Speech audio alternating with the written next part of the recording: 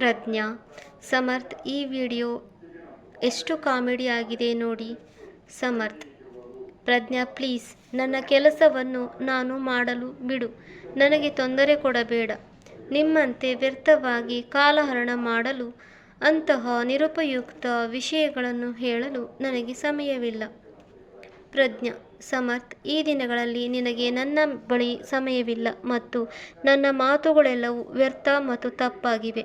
ನಾನು ನಿನ್ನ ದೃಷ್ಟಿಯಲ್ಲಿ ತುಂಬ ಕೆಟ್ಟವನಾಗಿದ್ದೆ. ಹಾಗಾದರೆ ನೀನು ನನ್ನನ್ನು ಏಕೆ ಪ್ರಪೋಸ್ ಮಾಡಿ ಮದುವೆಯಾದೆ? ಸಮರ್ಥ್: ಹೌದು, ನಾನೇನು ತಪ್ಪು ಮಾಡಿದೆ. ಆದರೆ ಈಗ ಇಷ್ಟೆಲ್ಲ ಹೇಳಿ ಏನು ಪ್ರಯೋಜನ? ಈಗ ನೀವು ಮಾಡಿದ ತಪ್ಪನ್ನು ನಮ್ಮ ಜೀವನದುದ್ದಕ್ಕೂ ಸಹಿಸಿಕೊಳ್ಳಬೇಕಾಗುತ್ತದೆ. ಸಮರ್ಥ್ನ ಇಂತಹ ಮಾತುಗಳನ್ನು ಕೇಳಿ ಪ್ರಜ್ಞಾಳ ಕಣ್ಣಲ್ಲಿ ನೀರು ಬಂತು. ಪ್ರಜ್ಞಾ: ಸರಿ, ಹಾಗಾದರೆ ನನ್ನ ಉಪಸ್ಥಿತಿಯಲ್ಲಿ ನಿನಗೆ ತುಂಬ ನೋವಾಗಿದ್ದರೆ ನಾವು ಬೇರೆಯಾಗೋಣ ಎಂದು ನಾನು ಭಾವಿಸುತ್ತೇನೆ. ಇಬ್ಬರು ಮಾತನಾಡುತ್ತಿರುವಾಗಲೇ ಪ್ರಜ್ಞಾಳ ಮೊಬೈಲಿಗೆ ಅನು ಕರೆ ಬಂತು. ಅನು, ಸಮರ್ಥ್ ಮತ್ತು ಪ್ರಜ್ಞಾ ಇಬ್ಬರಿಗೂ ಸಾಮಾನ್ಯ ಸ್ನೇಹಿತೆಯಾಗಿದ್ದಳು. ಪ್ರಜ್ಞಾ ಅನುವಿನ ಕರೆಯನ್ನು ತೆಗೆದುಕೊಂಡಳು. ಆದರೆ ಅನು ಕರೆಯಲ್ಲಿ ಅಳುತ್ತಿದ್ದಳು. ಹೇ, ಏನಾಯಿತು? ಚಿಕ್ಕಮ್ಮನಿಗೆ ಚೆನ್ನಾಗಿಲ್ಲವೇ?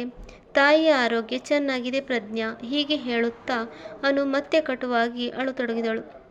ಪ್ರಜ್ಞಾ: ಅನು, ಮೊದಲು ಅಳು ನಿಲ್ಲಿಸಿ ಸರಿಯಾಗಿ ಹೇಳು. ಏನು ವಿಷಯ? ನನಗೆ ಈಗ ಭಯವಾಗುತ್ತಿದೆ. ಏನಾಯಿತು ಅನು? ಬೇಗ ಹೇಳು. ಪ್ರಜ್ಞಾ: ರಾಹುಲ್. ಪ್ರಜ್ಞಾ: ರಾಹುಲ್ ಏನಾಯಿತು? ಅನು, ನಿನ್ನೆ ರಾತ್ರಿ ಕಾಶ್ಮೀರದಲ್ಲಿ ಭಯೋತ್ಪಾದಕರ ಜೊತೆಗಿನ ಗುಂಡಿನ ದಾಳಿಯಲ್ಲಿ 4 ಗುಂಡುಗಳು ತಗುಲಿ ಪ್ರಜ್ಞಾ, ರಾಹುಲ್ ಹುತಾತ್ಮರಾದರು. ಅವರ ಮೃತದೇಹವನ್ನು ವಿಮಾನದಲ್ಲಿ ತರಲಾಗುತ್ತಿದೆ ಎಂಬ ಕರೆ ಬಂದಿದೆ. ಇದನ್ನು ಕೇಳಿ ಪ್ರಜ್ಞಾಳ ಕಾಲಿನ ಕೆಳಗೆ ನೆಲ ಜಾರಿತು. ಪ್ರಜ್ಞಾ: ಅನು, ನಾವಿಬ್ಬರೂ ಈಗ ನಿನ್ನ ಬಳಿಗೆ ಬರುತ್ತೇವೆ. ನೀನು ನಿನ್ನ ಮತ್ತು ಚಿಕ್ಕಮ್ಮನನ್ನು ನೋಡಿಕೊಳ್ಳಿ. ನಾವು ಆದಷ್ಟು ಬೇಗ ಅಲ್ಲಿಗೆ ತಲುಪುತ್ತೇವೆ. ಹೀಗೆ ಹೇಳುತ್ತಾ ಪ್ರಜ್ಞಾ ಫೋನನ್ನು ಸ್ಥಗಿತಗೊಳಿಸಿ ರಾಹುಲ್ ಮತ್ತು ಭಯೋತ್ಪಾದಕರ ನಡುವಿನ ಗುಂಡಿನ ದಾಳಿ ಮತ್ತು ರಾಹುಲ್ ಹುತಾತ್ಮತೆಯ ಬಗ್ಗೆ ಸಮರ್ಥನಿಗೆ ಹೇಳುತ್ತಾಳೆ. ಅವನ ಮಾತು ಕೇಳಿ ಸಮರ್ಥನು ನಿಶ್ಶೇಷನಾದ. ಆದರೆ ತಕ್ಷಣ ಇಬ್ಬರು ಅನು ಮನೆಗೆ ಹೋಗೋಣ ಎಂದು ಹೊರಟರು. ಅನು ಮನೆ ತಲುಪಿದ ತಕ್ಷಣ ಅನು ಪ್ರಜ್ಞಳನ್ನು ತಬ್ಬಿಕೊಂಡು ಬಾಗಿಲಲ್ಲಿ ಅಳತೊಡಗಿದಳು. ಪ್ರಜ್ಞಾ: ನಿನ್ನ ಬೆಳಗ್ಗೆಯೇ ನಾವು ಮೂವರು ಅವನ ಜೊತೆ ಮಾತಾಡಿದ್ದೆವು. ವಿಡಿಯೋ ಕಾಲ್ನಲ್ಲಿ ಲೀವ್ ಸೆಷನ್ ಮುಗಿದು ಮುಂದಿನ ವಾರ ಮನೆಗೆ ಬರುವುದಾಗಿ ಹೇಳುತ್ತಿದ್ದ. ಈ ಮಾತುಗಳನ್ನು ಹೇಳಿದ ನಂತರ ಅವರು ತುಂಬ ಸಂತೋಷಪಟ್ಟರು ಮತ್ತು ರಾತ್ರಿ ಇದ್ದಕ್ಕಿದ್ದಂತೆ ಇದು ಸಂಭವಿಸಿತು. ಪ್ರಜ್ಞಾ: ನಿಮ್ಮನ್ನು ನಿಯಂತ್ರಿಸಿಕೊಳ್ಳಿ. ನೀವು ನೋವನ್ನು ಅನುಭವಿಸುವಿರಿ. ದಯವಿಟ್ಟು ನಿಮ್ಮನ್ನು ನಿಯಂತ್ರಿಸಿಕೊಳ್ಳಿ. ಧೈರ್ಯ ತಂದುಕೊಳ್ಳದೇ ಇದ್ದರೆ ಚಿಕ್ಕಮ್ಮನನ್ನು ಯಾರು ನೋಡಿಕೊಳ್ಳುತ್ತಾರೆ? ಅನು: ಈಗ ನಾನು ನನ್ನನ್ನು ನಿಯಂತ್ರಿಸಲು ಏನು ಮಾಡಬೇಕು? ನನ್ನ ಬದುಕುವ ಕಾರಣವೇ ನನ್ನಿಂದ ದೂರವಾಯಿತು. ಈಗ ನಾನು ಯಾರಿಗಾಗಿ ಬದುಕಬೇಕು? ನಮ್ಮ ಮದುವೆಯಾಗಿ ಕೇವಲ 6 ತಿಂಗಳು ಕಳೆದಿದ್ದು, ಮದುವೆಯಾದ 15 ದಿನದಲ್ಲಿ ಕರ್ತವ್ಯಕ್ಕೆ ತೆರಳಿದ್ದಾರೆ. ಪ್ರಜ್ಞಾಗೆ ಒಬ್ಬರನ್ನೊಬ್ಬರು ಅರ್ಥ ಮಾಡಿಕೊಳ್ಳಲು ಸಮಯವೂ ಸಿಗಲಿಲ್ಲ.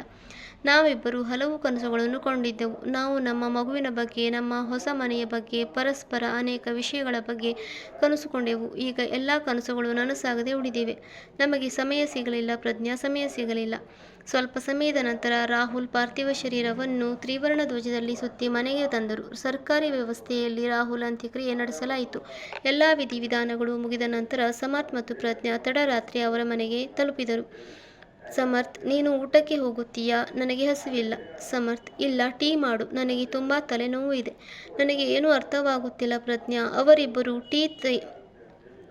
ಅವರಿಬ್ಬರಿಗೂ ಟೀ ತಯಾರಿಸುತ್ತಾಳೆ.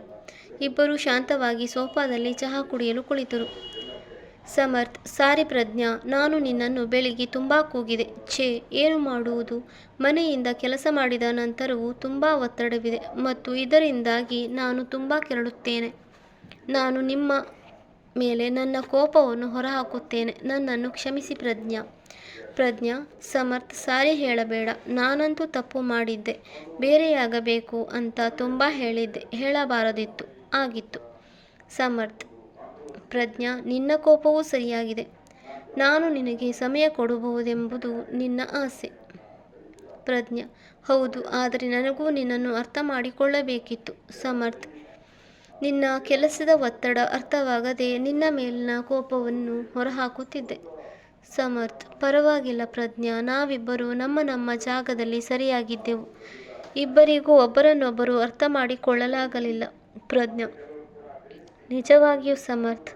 ಅನು ಮತ್ತು ರಾಹುಲ್ ಅವರ ಜೀವನವನ್ನು ನೋಡಿದಾಗ ನಾವು ಎಷ್ಟು ಸಂತೋಷದಿಂದ ಮತ್ತು ಸಮೃದ್ಧರಾಗಿದ್ದೇವೆ ಎಂದು ನಮಗೆ ಅರ್ಥವಾಗುತ್ತದೆ. ಆದರೆ ಅದರ ಬೆಲೆ ನಮಗೆ ತಿಳಿದಿಲ್ಲ. ನಾವು ನಮ್ಮ ಜೀವನದಲ್ಲಿ ಸಣ್ಣ ದುಃಖಗಳಲ್ಲಿ ಸಿಕ್ಕಿಹಾಕಿಕೊಳ್ಳುತ್ತೇವೆ. ಸಮರ್ಥ್: ನಮ್ಮ ದೇಶವು ಸಂತೋಷದಿಂದ ಮತ್ತು ಪ್ರೀತಿಯಿಂದ ಇರಬೇಕೆಂದು ಖಚಿತಪಡಿಸಿಕೊಳ್ಳಲು ನಮ್ಮ ದೇಶದ ಸೈನಿಕರು ತಮ್ಮ ಕುಟುಂಬವನ್ನು ತೊರೆದು ತಮ್ಮ ಪ್ರಾಣದ ಬಗ್ಗೆ ಕಾಳಜಿ ವಹಿಸದೆ ದೇಶದ ಗಡಿಯಲ್ಲಿ ನಮಗಾಗಿ ಹೋರಾಡುತ್ತಾರೆ. ಅದಕ್ಕೆ ಇಲ್ಲಿ ಜಾತಿ, ಧರ್ಮ, ಹಣ, ಪ್ರೀತಿ, ಸಮಯ ಹೀಗೆ ಸಣ್ಣ ಪುಟ್ಟ ವಿಷಯಗಳಲ್ಲಿ ಪರಸ್ಪರರ ಹೊಡೆದಾಡಿಕೊಳ್ಳುತ್ತೇವೆ. ನಿಮ್ಮ ಪ್ರೀತಿ ಪಾತ್ರಗೆ ಅತ್ಯುತ್ತಮದ ಉಡುಗೊರೆಗಳು. ಪ್ರಜ್ಞಾ: ಸಮರ್ಥ್ ಅನುವಿನ ಆ ಮಾತುಗಳು ನನ್ನ ಕಿವಿಯಲ್ಲಿ ಇನ್ನೂ ಪ್ರತಿಧ್ವನಿಸುತ್ತಿವೆ. ನಮಗೆ ಸಮಯ ಸಿಗಲಿಲ್ಲ. ಪ್ರಜ್ಞಾ: ನಮಗೆ ನೀಡಿದ ಸಮಯವನ್ನು ನಾವು ಎಷ್ಟು ಲಘುವಾಗಿ ತೆಗೆದುಕೊಳ್ಳುತ್ತೇವೆ. ಸಮರ್ಥ್: ನಿಜವಾಗಲೂ ಪ್ರಜ್ಞಾ, ನಮಗೆ ಒಬ್ಬರಿಗೊಬ್ಬರು ಇರಲು ಸಮಯ ಸಿಗುತ್ತದೆ, ಎಲ್ಲರಿಗೂ ಸಿಗುವುದಿಲ್ಲ. ಆ ಸಮಯವನ್ನು ಪಡೆಯಲು ಅನೇಕರು ತುಂಬ ಪ್ರಯತ್ನ ಮಾಡುತ್ತಾರೆ. ಆದರೆ ಕೆಲವರು ಕೌಟುಂಬಿಕ ಜವಾಬ್ದಾರಿಗಳಲ್ಲಿ ಬ್ಯುಸಿಯಾಗಿದ್ದರೆ, ಇನ್ನು ಕೆಲವರು ದೇಶಕ್ಕಾಗಿ ತಮ್ಮ ಜವಾಬ್ದಾರಿಯನ್ನು ಪೂರೈಸುವಲ್ಲಿ ನಿರತರಾಗಿರುತ್ತಾರೆ. ಮತ್ತು ಈ ಮಿಶ್ರ ಸಮಯದಲ್ಲಿ ನಾವು ಏನು ಮಾಡುತ್ತೇವೆ? ನಾವು ಪರಸ್ಪರರ ತಪ್ಪು ಹುಡುಕಲು ಪ್ರಯತ್ನಿಸುತ್ತಲೇ ಇರುತ್ತೇವೆ. ಪ್ರಜ್ಞಾ: ಹೌದು. ಇಂದಿನಿಂದ ನಾವು ಪರಸ್ಪರರ ಭಾವನೆಗಳನ್ನು ಮತ್ತು ಪ್ರೀತಿಯನ್ನು ಗೌರವಿಸುತ್ತೇವೆ ಮತ್ತು ಪರಸ್ಪರ ಅರ್ಥ ಮಾಡಿಕೊಳ್ಳಲು ಪ್ರಯತ್ನಿಸುತ್ತೇವೆ. ಸಮರ್ಥ್: ಹೌದು.